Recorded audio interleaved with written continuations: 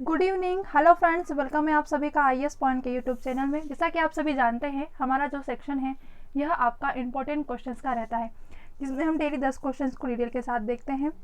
अभी जो हमारे टॉपिक्स चल रहे हैं वह चल रहे हैं आपके प्रीवियस पेपर, जो कि आपके यूपीएसआई और लेखपाल संबंधित जो प्रीवियस पेपर है वही हम सॉल्व कर रहे हैं। अभी हमने कल कुछ इंपॉर्टेंट क्वेश्चंस देखे थे, आज फिर और इंपॉर्टेंट क्वेश्चंस देखेंगे। अगर किसी भी टॉपिक में अगर आपको कोई भी डिफिकल्टी होती है, आप कमेंट सेक्शन में ज़रूर बताएं। इससे क्या होगा, इससे ऐसा होगा कि अगर आपको दिक्कत आ रही है तो हम उसे अभी ही पढ़ के अगर समझ लेंगे तो आपका एग्ज़ाम के लिए बहुत ज़्यादा अच्छा रहेगा। ठीक है।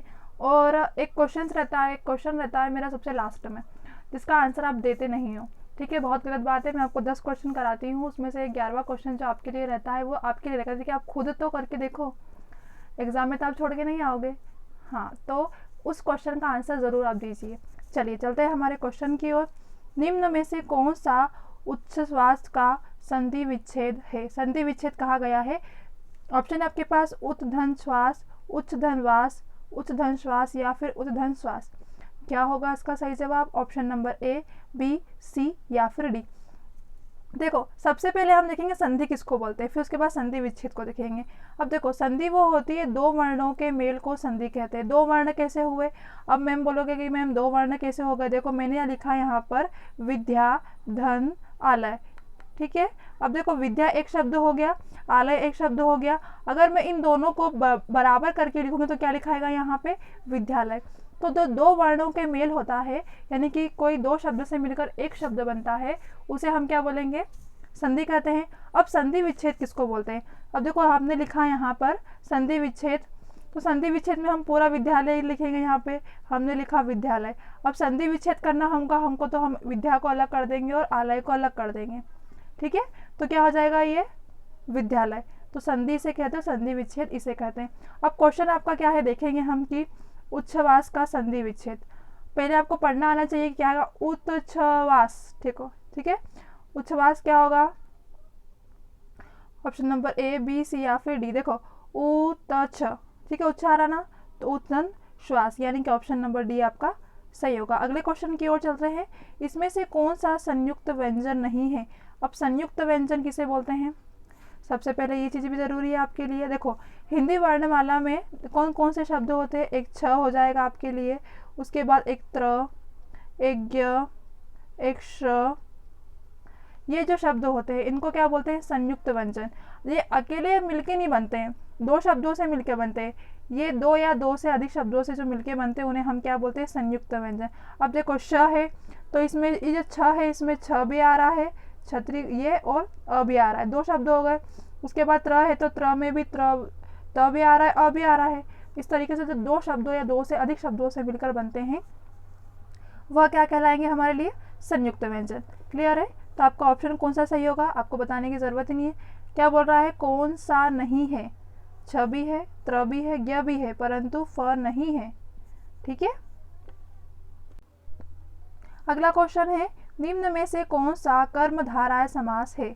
ऑप्शन है आपके पास नील गगन, त्रिफला, पतझड़ या फिर गांव शहर। कर्मधारय समास कौन सा है, ऐसा पूछा गया है आपसे। देखो, अब हम देखेंगे कर्मधारय किसे कहते हैं। जिस सामासिक पद में पहला पद विशेष, पहला पद क्या होगा? विशेष होगा, और दूसरा क्या होगा? विशेष्य हो। ठीक है, यानी कि उपमेय और उपमान हो, उस संबंध में वहाँ पे क्या होगा? कर्म समास होगा। अब कैसे? देखो, अब आप बोल रहे हो कि मैम विशेष कैसे? देखो, विशेष उपमान मतलब कि लाल हो गया और एक उपमेय में हमने मणि लिख दिया, तो एक लाल एक मणि, दो चीज़ हो गई ना। इस तरीके से एग्जाम्पल आपको बताती हूँ मैं। अब इसको कैसे पहचानेंगे? सबसे पहले ये चीज़ आपके लिए बहुत ज़रूरी है कि जो कर्म धाराएं होंगे इनको हम कैसे पहचानेंगे। तो वैसे एक वर्ड लिखे हुए हैं पर उसमें क्या बोल रहा है? देखो, इनको अगर विग्रह करने पर पद में, पद के मध्य में, यानी कि पद है उसके बीच में क्या होगा? उसके बीच में बोला जाए, मतलब मैं है जो के सामने, मतलब कि मैं होगा किसके सामने? जो के सामने, उसे हम क्या बोलेंगे? कर्मधारय समास। अब देखो, एक शब्द है आपका नील गगन। ठीक है। अब नील गगन, नीला, नीला है गगन, ऐसा बोल सकते हैं ना? नीला है, ऐसा बोल सकते हैं क्या? पत है झड़ नहीं बोल सकते। त्रि है फला, ऐसा बोल सकते हैं क्या? गांव शहर ये तो एक अलग ही हो गया। अब देखो, नीला है नील गगन, इस तरीके से। एक और एक नीलकंठ, यानी कि नीला है कंठ, हो गया कि नहीं, इस तरीके से इसे पहचान सकते हैं। अब देखो एक और एग्जाम्पल इसका, महादेव। अब महादेव तो इसमें क्या आएगा, महान है जो देव, हो गया ना, है जो आ गया कि नीला है जो कंठ, महान है जो देव, इस तरीके से मतलब हे में हे के बाद जो आ जाए वो कौन से होंगे, हमारे कर्मधाराएं समास होंगे।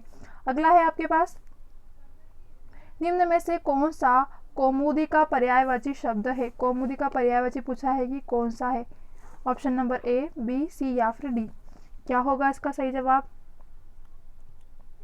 देखो इसका सही जवाब होगा ऑप्शन नंबर आपका ए, यानी कि चांदनी। अब देखो चांदनी के और पर्यायवाची शब्द भी है। अब वो क्या है, एक तो चंद्रकला, चंद्रिका, चंद्रप्रभा और चंद्रमणि, ये क्या होगा चांदनी के। उसके बाद ज्योति के देखेंगे हम, आभा, छवि, छूति, दीप्ति, प्रभा, भा, रुचि या फिर रोचि, ये शब्द ज्योति के हैं। और जो कुछ चंद्रहास है इसका कोई पर्यायवाची नहीं, क्योंकि जो चंद्रहास होता है यह संज्ञा पुल्लिंग है। क्या है, संज्ञा पुल्लिंग है, मतलब कि चंद्रहास एक तलवार को भी बोला जाता है। इस तरीके से रोशनी, रोशनी किसको बोलते हैं, ज्योति, दमक, प्रभा, चमक या फिर प्रकाश। ये हो गए आपके चारों ऑप्शन के पर्यायवाची। अगले क्वेश्चन की ओर चलते हैं। अगला क्वेश्चन है, सबसे ऊंचा आनंद वह है जो, वह है जो कौन सा है। देखो एक तो आपको समझ में आ गया होगा ये कौन सा समास है, कर्मधारय समास है। अब क्या बोल रहा है, जो क्वेश्चन पूछा है कि सबसे ऊंचा आनंद कौन सा है। भौतिक साधनों से प्राप्त होता है वह, सत्य से प्राप्त होता है वह, साहित्य से प्राप्त होता है या फिर परमात्मा से प्राप्त होता है। बहुत कंफ्यूज क्वेश्चन है ये वाला। क्या होगा सबसे ऊंचा आनंद। भौतिक संसाधन अगर आपको एक बार मिल जाएंगे तो फिर आप क्या होगा उससे बोर बोर, जैसे आपके घर टीवी है, नई नई आएगी तो आप उसको देखोगे बहुत अच्छे से, परंतु एक टाइम ऐसा होगा कि आपको टीवी में कोई इंटरेस्ट नहीं। आजकल तो टीवी में किसी को इंटरेस्ट है नहीं, सभी का फ़ोन ही सभी के लिए सब कुछ है। सत्य से प्राप्त होता है। अब सत्य तो बोलना मतलब कि बहुत मुश्किल है, इतना सच नहीं बोलता, इतना ज़्यादा तो आज झूठ बोला जाता है, तो ये पॉसिबल नहीं है। परमात्मा से प्राप्त होता है, परमात्मा से तो ध्यान लगाना पड़ता है। साहित्य से प्राप्त होता है, हाँ साहित्य से प्राप्त होता है। ऐसा होता है कि हम पुरानी स्टोरियाँ सुनते हैं या पुरानी कथाएं सुनते हैं या कह लो कुछ युद्ध के बारे में सुनते हैं, हम हमारे देश के बारे में सुनते हैं कि स्वतंत्रता के पहले ऐसा था, ये था, तो अपने को मतलब एक अच्छी अनुभूति होती है, देश के प्रति प्रेम बोला जा सकता है इस तरीके से। तो सबसे ऊंचा आनंद वह होता है जो साहित्य से प्राप्त होता है। जनरल नॉलेज सा है क्वेश्चन, अच्छा है। सच्चा आनंद किससे मिलता है। सच्चा आनंद किससे मिलता है भैया। ऑप्शन नंबर ए, बी, सी या फिर डी। अब यहाँ पे आनंद की बात है, ठीक है। सच्चा आनंद किससे मिलता है, option number A, B, C, D.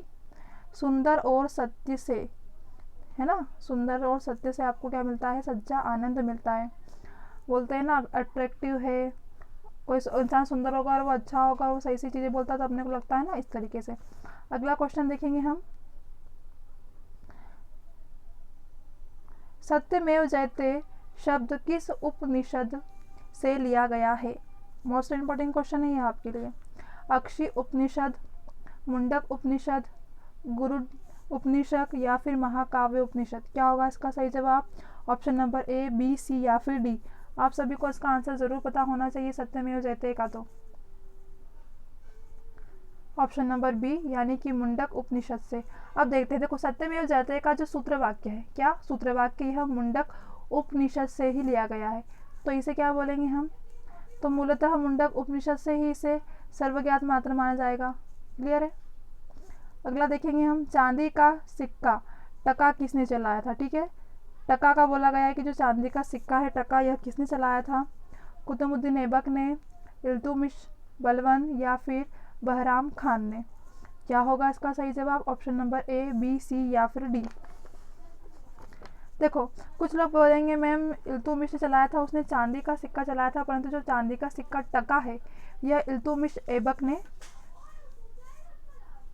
चलाया था। ठीक है, तो अब कुतुबुद्दीन ऐबक जो थे इन्होंने सिर्फ चांदी का चलाया था और इल्तुमिश थे इन्होंने क्या, टका, जो टका है इसका। ठीक है, तो इल्तुमिश ने चांदी की टका और तांबे के पीतल, जो पीतल है ना उसके रूप में दिल्ली सल्तनत के 2 सिक्के जारी किए थे। कितने, 2 सिक्के जारी किए थे, एक तांबे का और एक टका का। ठीक है, 2 सिक्के जारी किए। इल्तुमिश भारत में शुद्ध अरबी सिक्का जारी करने वाला प्रथम शासक है, प्रथम अगर आपसे कहे कि भारत में शुद्ध अरबी सिक्का जारी करने वाले सबसे प्रथम शासक कौन थे, तो आप क्या बताओगे? इल्तुतमिश थे। आपका ऑप्शन नंबर बी सही होगा। अगला क्वेश्चन है, भारत में आने वाला प्रथम यूरोपीय कौन थे? ऑप्शन है आपके पास ब्रिटिश, डच, फ्रांसीसी या फिर पुर्तगाली। क्या होगा इसका सही जवाब? ऑप्शन नंबर ए, बी, सी या फिर डी। देखो, अब प्रथम यूरोपीय पूछा है तो आपको पता होगा पुर्तगाली ही थे, कोई शक ही नहीं है इसमें। देखो, भारत पहुंचने वाले में जो प्रथम पुर्तगाली सबसे पहले थे, इसके बाद कौन है? इसके बाद सेकंड नंबर पे डच है, ठीक है। फर्स्ट पे कौन है? तो फर्स्ट पे है पुर्तगाली, सेकंड पे डच आए, और डचों के पुर्तगालियों से कई लड़ाइयाँ लड़ी। जो डच थे उन्होंने क्या करा, इनसे जो पुर्तगाली थे इनसे बहुत लड़ाइयाँ लड़ी। भारत के अलावा श्रीलंका में डचों ने पुर्तगालियों को खदेड़ दिया था। एक यह भी चीज़ आती है कि भारत के अलावा श्रीलंका में किसने, मतलब डचों ने किसको खदेड़ा था? आपके बताओगे पुर्तगाली को खदेड़ा था। क्लियर है? अगले क्वेश्चन की ओर चलते हैं। निम्नलिखित में से किस सिख गुरु ने अमृतसर की आधारशिला रखी थी? किसकी अमृतसर की आधारशिला, कौन से ऐसे सिख गुरु थे जिन्होंने रखी थी? गुरु अमरदास, गुरु रामदास, गुरु अर्जुन देव या फिर गुरु हरगोविंद। क्या होगा? देखो, अमृतसर की आधारशिला किसने रखी थी?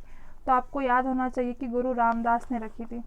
अब देखो, अमृतसर जो शहर है यह 450 वर्ष से अस्तित्व में है। कितने? 450 वर्ष से यह अस्तित्व में है। इसके बाद है तो यहाँ पर बने जो अमृत सरोवर की जो नींव है, यह सिख धर्म के चौथे गुरु, कौन से नंबर के थे? यह चौथे नंबर के थे। क्या नाम था? गुरु रामदास ने अब सन भी याद रखना चाहिए आपको, सन 1577 में रखी थी। यहाँ 500 बीचा में सरोवर और गुरुद्वारे की भी इन्होंने ही नींव रखी थी। तो आपका ऑप्शन नंबर बी सही होगा। देखो, अब आज का जो आपका क्वेश्चन रहेगा वो यह रहेगा कि भारत में गांधी जी का प्रथम सत्याग्रह कहाँ हुआ था? चंपारण में, अहमदाबाद में, खेड़ा में या फिर इलाहाबाद में? इसका आंसर बहुत ईजी है, आपको कमेंट सेक्शन में ज़रूर देना है। इसके साथ आपको आज का क्लास कैसा लगा यह भी कमेंट सेक्शन में बताना है। मिलते हैं हमारी अगली क्लास में, तब तक के लिए आप सभी को बेस्ट ऑफ लक।